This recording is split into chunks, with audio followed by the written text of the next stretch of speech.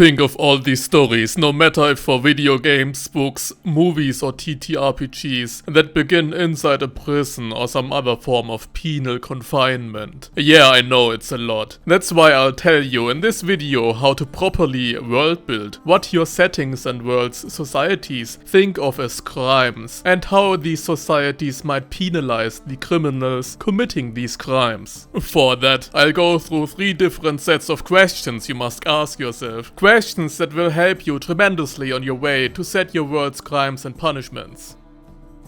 As crimes are actions that cause harm to you, others, and or society, and violate social norms first and foremost, crimes are nothing but a social construct, a way of societal control over the individual. There's this unwritten social contract between the people and the state, where the people give up part of their freedom, so the state provides for the necessities for a better life. Of course, this can be said for any type of society and their governments. But in a state, it's the clearest who decides what constitutes a crime and how said crimes get to be penalized. While the state ideally protects the individual from being affected by crime, the state at the same time constitutes what crime is in the first place, making crime and punishment into a way of state control and assertion of state power. And in the end, crime and punishment is nothing but the purest form of state or societal violence and power. So this brings us to our first question. Who writes the legislature in your setting?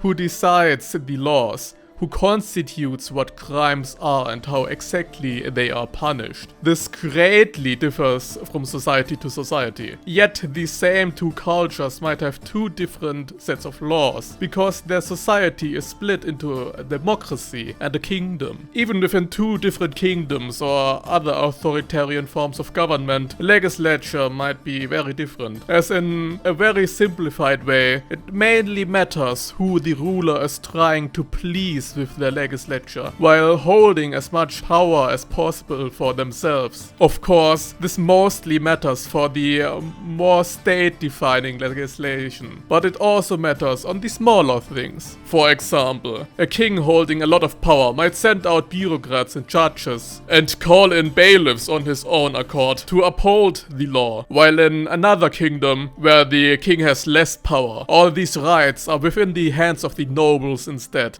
Another power, especially important for societies which aren't under the umbrella of a state, is religion. Religion hugely defines social norms and ethics. Many religions, upon your death, judge your soul to determine your afterlife after all. This leads us to question 2. Think of societal norms and societal influences and how those might influence and override even a king's decision. There are societal norms and taboos not even a king might counteract without angering the entire population. It is of course very hard to create an entire set of societal norms and taboos that might turn into crimes, so I would only focus on those that differ from the norm. For example, I don't have to think about if murder or theft is punished, but you might get penalized for saying the king's name on a day of mourning, for it might be a curse. That's a special law, different from our world. And especially as part of a magical world, there can be as many laws and societal norms that differ from what we are used to as you can imagine. And there can be many laws who simply exist to conform with some way your society copes with the magical world as well. Even in a mundane world, if you struggle to come up with societal norms, think of simple rules for your society's survival in any given environment and how class differences might set things apart even further. Lastly, think about punishment and how your society penalizes violations of your society's norm. Again, it's a power play by the powerful, and many different crimes committed by very different set of people can be punished differently differently. Especially class differences play a huge role in that. A noble who commits murder might get away with their crime because they either feign their case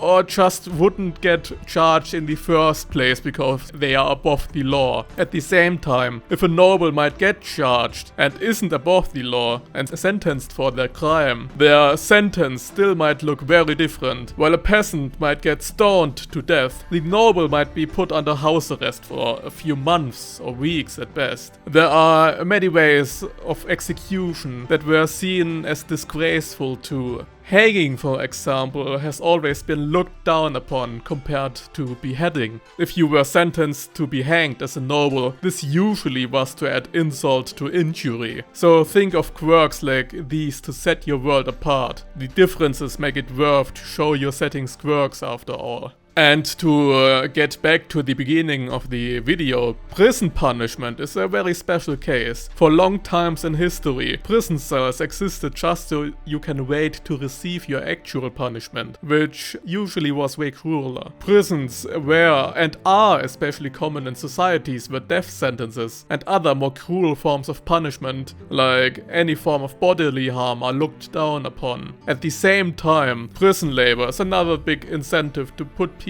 into prison, making the punished essentially into slaves. In my setting, the right to cast magic, to learn the intricacies of magic, to study and understand it, is a long and ancient right of the nobility or other ruling classes around the world. The actual study of magic is thus controlled and restricted to their respective part of society. To what extent differs between the cultures and societies, some being way harsher than the others. In the kingdom of Norikmas Losnik, magic certainly is an exclusive right of the noble class. The access to magic is what defines them, as magic is what gives them the power to protect the people from the dangers of the magical world they live in. There are certain ways for the common folk to gain access to light forms of magic, but these are usually more ritualistic in nature, part of the druidic folk religions of the country that differ from town to town. Other ways, they might join the grander druid circles, but then they would have to devote their lives to the cause of mediation between society, civilization, and the spiritual world. For the common folk, trinkets and small household rituals to protect themselves from spirits and tricksters is the extent of magic they are allowed to know. And if a commoner is caught practicing higher magics, the repercussions are devastating. These people get treated like the monsters roaming the woods. They get hunted and not even put to trial, since there's no law in the world that might protect them. There are occasions where this didn't end in the complete annihilation of the rogue wizard, whenever a noble recognized their talent and chose to adopt them instead, for example. But those instances bring other problems with them, and the rogue wizard must have had shown enough promise without angering the nobility too much for that to happen. That's it for today's video, world builders. I hope you liked it. If you want to know more about states and societies, I've got quite a list of videos about those already, and more are coming. So better subscribe and leave a like and comment about your setting. See ya!